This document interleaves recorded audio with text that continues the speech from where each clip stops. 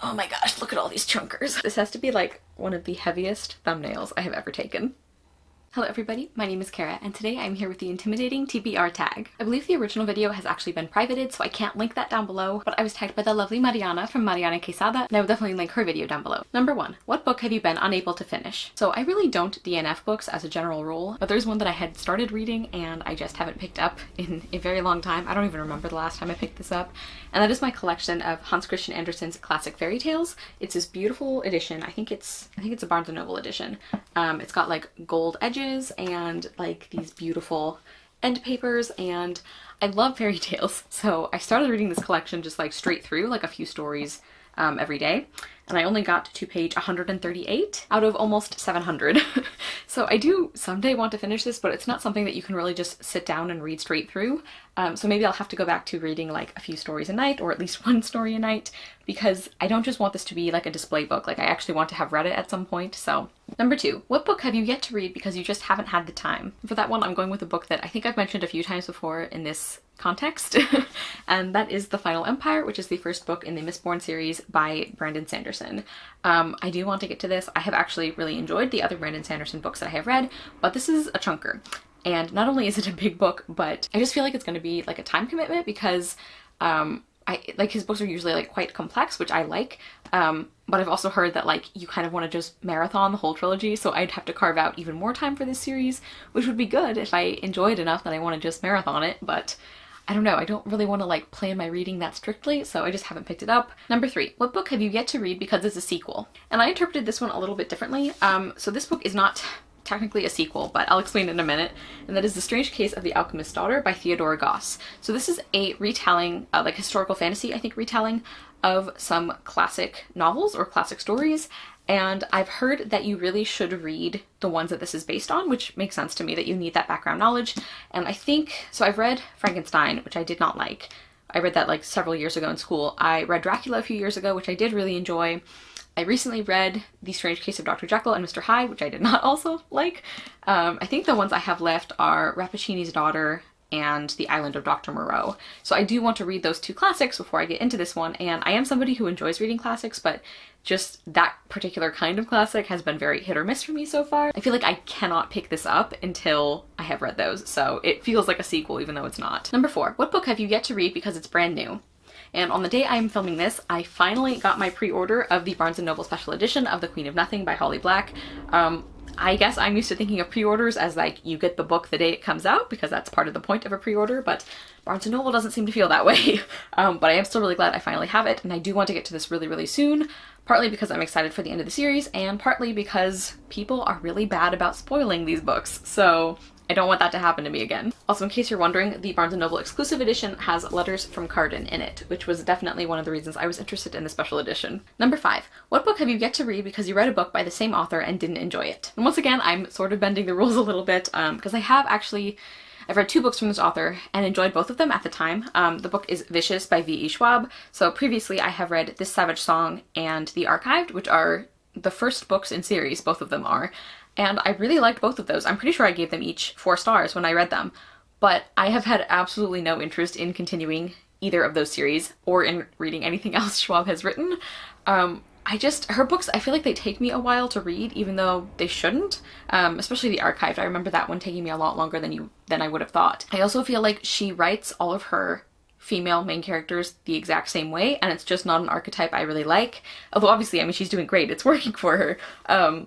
But it's just like harder for me to connect with her main characters. And I know Vicious, the majority of the cast is men, or at least the 2 protagonists are men, so maybe that problem wouldn't happen as much. But like the more I hear about Vicious, like a lot of people love this book, but the more I hear about it, the more I'm like, I don't know if Victoria Schwab's style of writing morally gray characters is going to work for me, because I can really enjoy like morally complex characters like that, but just some of the things I've heard about this book, I'm like, not sure I'll like it. Plus, I've heard that there's a lot of like flashbacks because it's dual timelines, and that's another thing I don't like.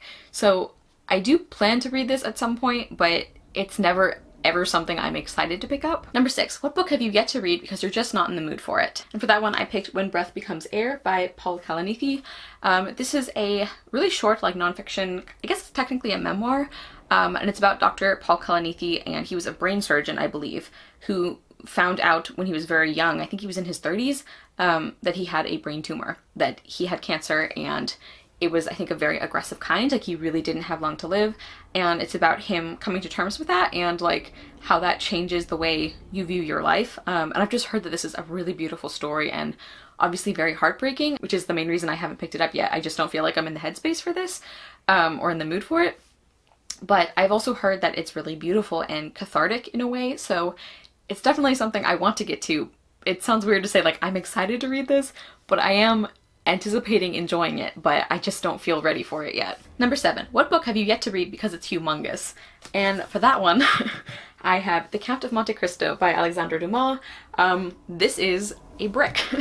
And how many pages is this actually? Let's see. It's 1,243 pages. And this is the unabridged edition because the first one I had gotten, it turns out it was abridged, and they didn't tell you that on the outside. It was like buried in the front matter of the book, like after the title page or something. And I don't really believe in reading abridged books. I kind of feel like, what's the point? So even though this is very long, I am glad I have the unabridged version. But this isn't quite as intimidating as some other really long books I have, because I have actually read The Three Musketeers by Dumas, which I actually liked. There were some issues I had with it that made me not love it as much as I was hoping to, but it was incredibly readable, and I really liked his writing style, and it actually went pretty quickly once I actually like buckled down and did it. I actually started reading that one as a buddy read with my friend Trisha from Tell Her a Story, and I know that The Count of Monte Cristo, I think, is her favorite. I think it's like her favorite classic and one of her favorite books, like, period. So I am very excited to get to this, but it's so big. And I think this one is the one that's like a classic revenge story. I don't know. I try to go into classics not knowing too much about the plot because I find that I enjoy them more that way. So yeah, I think I'll like this, but I just need to carve out time to do it. Oh, and I forgot to mention that the translator is Robin Buss. Number 8, what book have you yet to read because it was a cover buy that turned out to have poor reviews? Now, I don't really do cover buys very often. It's extremely rare that I will buy something purely based on the cover, like without reading anything about the book or any reviews or anything like that. So the one I'm going to talk about is sort of a combination of I thought the general premise sounded interesting, but also like the beautiful cover is kind of what pushed me over the edge into buying it. And that is The Silver Gate by Kristen Bailey. And I don't usually do this, but I'm actually going to just read a little bit of the blurb. In Shepherd Boy Elric's tiny village, people think children like his younger sister Wyn are changelings, left by fairies as a curse on the community. Wyn was born with developmental delays, and according to the rules, she was supposed to be abandoned in the woods. Instead, Elric's mother saved his sister and hid her away for 11 years. They live in fear of being discovered, yet their home is full of love, laughter, and singing. Wyn and Elric's favorite song is about the Silver Gate, a beautiful fairy realm where all children are welcome. And then it looks like the rest of the story is about their long-absent father coming back and wanting to sell Wyn as a maid to the castle, and Elric and Wyn kind of run away to try and find the world of the Silver Gate. And I just think that premise sounds really wonderful. It sounds like it could be a really beautiful story and a really important one. And I just remember when I looked up reviews for it, they were pretty mediocre. Like, a lot of people gave this book like 3 stars or below. And I don't remember what their issues were with it. I feel like a lot of people just said it was boring or something, or that they didn't connect to it. So I'm hoping that it wasn't like a poor representation kind of thing. I haven't actually read the reviews in a really long time, so maybe if I checked now, there would be more positive reviews. But I just remember this one being one that I was very excited by the premise of, and then I looked up reviews and was really disappointed.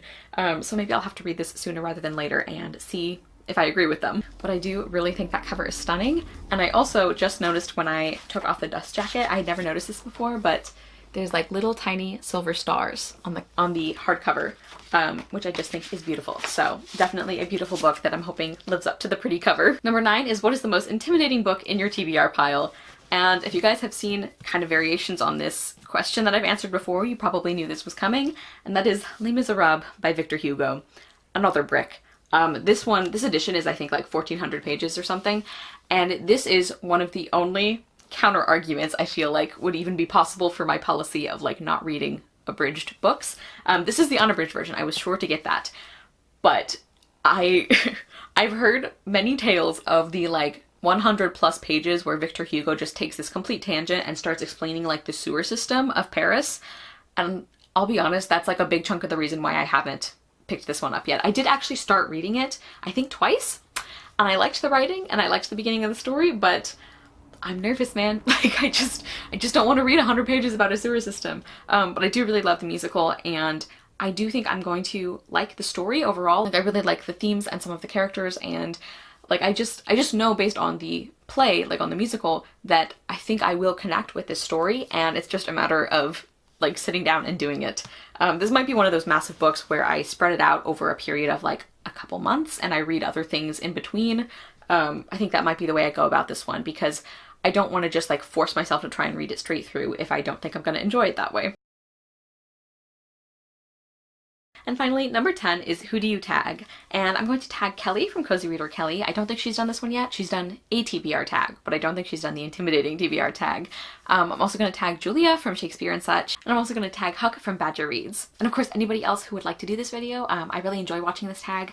I feel like it's very comforting or reassuring for all of us to see these videos and see that we are not alone in being intimidated by certain books, even though we obviously love reading. I mean, I tend to think of myself as like not being super intimidated by a book just because it's long. Like if I think I'm gonna love a book, I'm excited if it's a bigger book because I think like there's more story to love.